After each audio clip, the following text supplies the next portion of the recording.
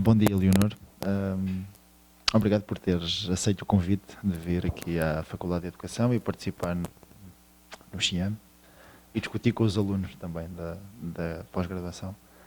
Eu tenho um conjunto de perguntas que acho que é importante nós podermos discutir, até para ampliar a possibilidade das colaborações futuras. Portanto, gostaria que nos falasse um pouco sobre o trabalho que tu tens feito nos últimos anos no Instituto de Educação e nas instâncias em que tens trabalhado, essencialmente no âmbito da pesquisa e da formação com foco no professor, na formação de professores, na avaliação, no feedback, o tipo de coisas que tens trabalhado.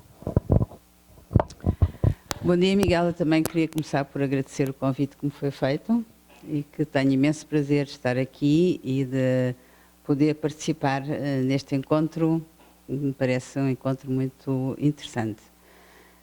Relativamente às minhas áreas principais de interesse em termos de investigação, quer dizer, em termos de ensino, eu intervenho sobretudo na formação inicial de professores e na formação contínua, portanto, essas são as minhas duas grandes campos de intervenção, sempre ligados à educação matemática.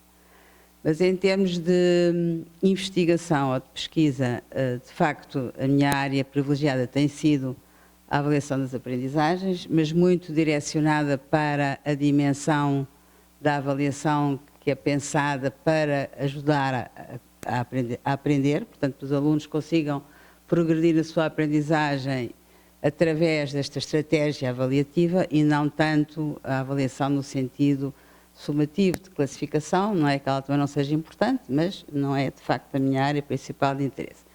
Mas tenho tido a oportunidade de diversificar um bocadinho, para além de ter esta linha, que é uma linha que me tem acompanhado há mais de 20 anos, pois a pessoa também inclui outros domínios e neste momento posso dizer que estou envolvida em 2 projetos de investigação financiados, um deles que se foca no raciocínio matemático e no conhecimento que o professor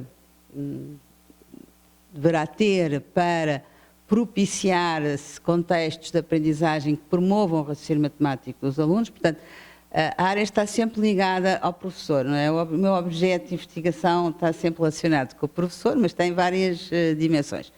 E um outro projeto também financiado, que esse está já na sua fase quase terminal, tem a ver com as tarefas ditas de elevado nível cognitivo em matemática e a diferenciação pedagógica. Portanto, práticas que envolvam estas 2 dimensões.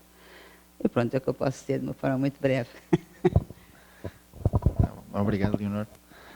E quanto à tua à participação no Seminário de História de Investigação e Educação Matemática, que está a decorrer atualmente aqui na Unicamp e que tu vais fazer a palestra de encerramento, quais são as tuas primeiras impressões das discussões, do foco das discussões, ou até da possível necessidade de mudar algum tipo de foco das discussões, tendo em atenção também o tema do seminário? Portanto, que comentários podes fazer desta tua participação num dia e pouquinho daqui no Chile? Primeiras impressões, podemos dizer, primeiras impressões, não é? Eu gostaria de imediato destacar que esta constituição dos participantes, que é feita por professores que estão no terreno a dar aulas e professores do ensino superior ligados à educação matemática, portanto, ensino superior e ensino básico e médio, fundamental. Eu penso que é um aspecto muito importante deste tipo de encontros. Em Portugal também fazemos questão de desenvolver e organizar encontros deste tipo, porque de facto é uma oportunidade muito importante para que os professores possam discutir e refletir não só com os seus pares, mas também com outras pessoas que poderão ajudar a aprofundar essa reflexão. E aquela crítica que às vezes soube dizer que no ensino superior as pessoas não conhecem a realidade, estão longe da realidade, etc. Também, de alguma forma, este tipo de encontros ajuda a que os professores do ensino superior contactem mais diretamente com os problemas e as dificuldades que os professores sentem no terreno. E eu acho que uma faculdade de educação que pretende formar professores, quer na formação inicial, quer contínua, tem de facto ter uma relação muito próxima com a realidade da prática desses professores, e estes congressos são uma oportunidade, não a única, mas uma boa oportunidade para que isso aconteça. E de facto eu queria começar desde logo a destacar a constituição, digamos, ao público a quem se dirige este congresso.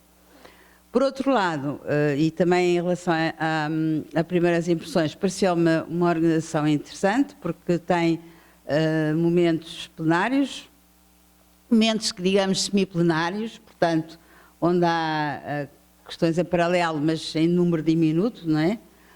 E depois as apresentações e as comunicações dos próprios participantes.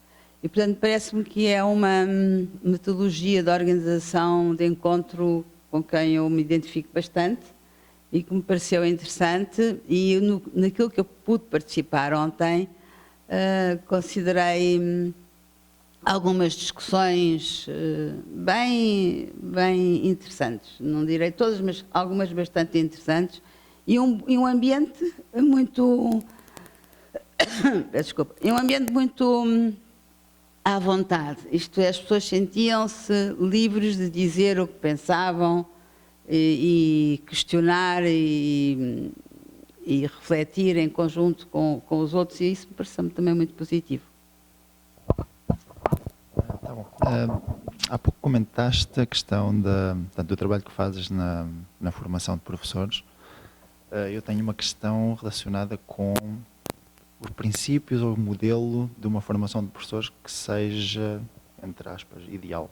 Portanto, até na perspectiva de toda a experiência que tu tens tido, tanto na universidade quanto a nível do Ministério da Educação português, que tipo de, se pudesses pensar o que seria a formação ideal, quais seriam os princípios ideais para a formação ideal, que princípios seriam esses e quais as vantagens ou desvantagens que podiam ser consideradas nessa idealidade da formação? Eu acho que o modelo ideal não existe. Portanto, para já não vou responder à tua pergunta. Porque há que fazer opções. E quaisquer opções que se façam, ganha-se e perde-se. Portanto, não há a opção que só traz vantagens, não é? Portanto, há sempre coisas que se perdem com qualquer opção. De qualquer maneira, eu, enquanto professora do ensino superior, já estive envolvida em vários modelos de formação inicial de professores e portanto, acho que já tenho alguma capacidade, se quisermos, de os prós e os contras de cada modelo, não é? E eu acho que há um princípio que é muito importante, que é o sermos capazes de, desde o início da formação inicial, e agora aqui tenho que clarificar o que é que eu quero dizer com o início da formação inicial, porque no caso de Portugal isso acontece no 4º ano em que os alunos estão no ensino superior, não é? Porque eles primeiro fazem 3 anos de licenciatura e depois 2 anos de mestrado, portanto é um pouco diferente do que acontece no Brasil, mas vamos falar em anos de formação, parece-me que é mais simples. E, portanto, no 4º ano, quando eles começam efetivamente a fazer uma formação dirigida para serem futuros professores, um do princípio é, desde logo, desde o início, sermos capazes de estabelecer uma relação continuada entre a teoria e a prática. Portanto, há aqui um pressuposto à partida, que é como é que o conhecimento profissional dos professores se desenvolve. É primeiro sabe a teoria e depois aplica na prática, ou acontece numa relação dialética entre a teoria e a prática. E aqui, de facto, é algo que está antes de se definir o modelo, não é? Que concepção é que temos sobre como é que se constrói o conhecimento profissional do professor, e a partir desta opção de uma ou de outra, então a construção do modelo tem uma racionalidade. E, de facto, como vários autores dizem, esta relação da teoria prática é, de facto, um aspecto essencial para a construção do conhecimento profissional do professor.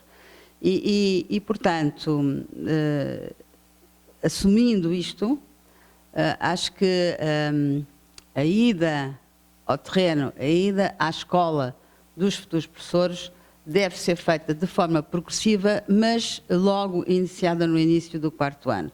Portanto, evidentemente que a sua responsabilidade ou de intervenção na escola vai ser progressivamente maior, mas desde o início eles devem de usar o contexto de escola, inclusivamente para recolher informação, para recolher dados, para depois esses dados poderem ser refletidos, por exemplo, à luz da teoria. E, portanto, essa relação para mim é qualquer coisa absolutamente essencial para um modelo de formação de professores, seja o qual for. Outro aspecto é as componentes de formação. Em Portugal isso está legislado, portanto há uma componente de formação sobre a área onde se vai de ensino que se vai lecionar posteriormente, matemática, física, química, português, seja o que for. Há uma área de formação de educação geral, não é? Portanto, grandes princípios educacionais, como seja, por exemplo, aspectos da indisciplina, de apoio aos alunos com necessidades educativas, o que é aprender, o que é ensinar, portanto, aspectos transversais, digamos, da educação, e um outro aspecto que é o da didática, da disciplina que se vai ensinar. E eu acho que essa dimensão é muitíssimo importante e é algo que os alunos nunca tiveram antes, não é? E, portanto, esta dimensão da didática eu considero completamente imprescindível. Muitas vezes, já agora para acabar a composição das componentes, e portanto a tal iniciação à prática profissional, como eu já referi, que é a relação com a escola. Mas em relação à didática, eu acho que ela cada vez é mais entendida como uma área científica, é de facto uma área nova, nós sabemos, em termos da sua existência é recente, quando comparamos com outras áreas de saber, mas de facto ela está a tomar o seu lugar e cada vez mais é reconhecida como indispensável para a constituição do conhecimento profissional do professor. E eu acho que é preciso ter atenção a essa área de formação e mais do que isso, e aqui perdoar-me-ão os matemáticos, mas eu acho que, de facto, quem tem formação para lecionar esta área são aqueles que investigam nesta área científica. E, portanto, não basta saber matemática para se ensinar didática da matemática. Portanto, eu acho que progressivamente vai-se tomando lugar e as coisas vão sendo afinadas. Tá bom. Só mais uma questão em relação a que tipo de relações mais institucionais, portanto, para além das pessoais, mais institucionais em termos da pesquisa, perspectivas que se poderiam efetuar, portanto, relacionando o Instituto de Educação da Universidade de Lisboa com a Unicamp e, em particular, a Faculdade de Educação, porque nós ontem até comentámos que não há um protocolo oficial, mas para além desse protocolo oficial, que em princípio será algo menos difícil de preparar, que são documentos, que tipo de colaboração futura consideras que pode ser pertinente entre, tanto o Brasil e Portugal, em termos da formação de professores, e entre em particular o tipo de trabalho que tu fazes e o tipo de trabalho que pode ser feito, ou que nós fazemos aqui, ou que pode ser feito aqui na Faculdade de Educação e na formação de professores na Unicamp, mais em geral? Eu acho que as possibilidades são muitas. Basta as pessoas realmente quererem e terem interesse e terem depois algumas condições que me sejam oferecidas para se poder concretizar. Mas agora, quando estavas a questionar, lembrei-me, por exemplo, de um projeto cujo foco era a formação inicial de professores e que envolveu docentes do Instituto de Educação da Universidade de Lisboa, do qual eu faço parte, e docentes de uma universidade no Brasil. E, portanto, fizemos um pequeno projeto e escrevemos um livro sobre depois aquilo que foram as evidências que conseguimos recolher. E aqui foi muito centrado, por exemplo, na questão da importância da reflexão na formação inicial de professores e do relatório final com que eles têm que elaborar para concluírem o seu curso. Mas há muitas dimensões, não é? E eu acho que a formação inicial de professores continua a ser um campo muito rico, porque, como eu disse há bocado, não há o modelo ideal, não é? E, portanto, o tentarmos perceber de forma mais aprofundada certas dimensões desse modelo de formação e o que lá acontece e como é que se pode potenciar, digamos, o desenvolvimento do conhecimento profissional dos futuros professores, e nós sabemos que esta é uma formação inicial muito desafiante, não é? Porque é das poucas formações profissionais em que os alunos têm 2 anos de formação, ou no caso do Brasil são 5, mas certamente não são todos os 5 em que incluem estas diferentes componentes que eu referi, portanto são menos do que 5, certamente, e, no entanto, estes alunos têm uma experiência de escola e construíram uma concepção sobre o que é ser professora de pelo menos 12 anos. Não é? E, portanto, estas concepções do que é a escola, do que é professor, que em geral nós queremos combater, entre aspas, e ajudar a reconstruir, temos muito pouco tempo contra uma longa experiência e, portanto, é uma formação profissional muito desafiante e, normalmente, como disse, a investigação nunca completa e muito inicial, mas não a concluir, não é? E, portanto, eu acho que essa área da formação inicial de professores é uma área muito rica. A questão da educação matemática também tem outras áreas igualmente interessantes, não é?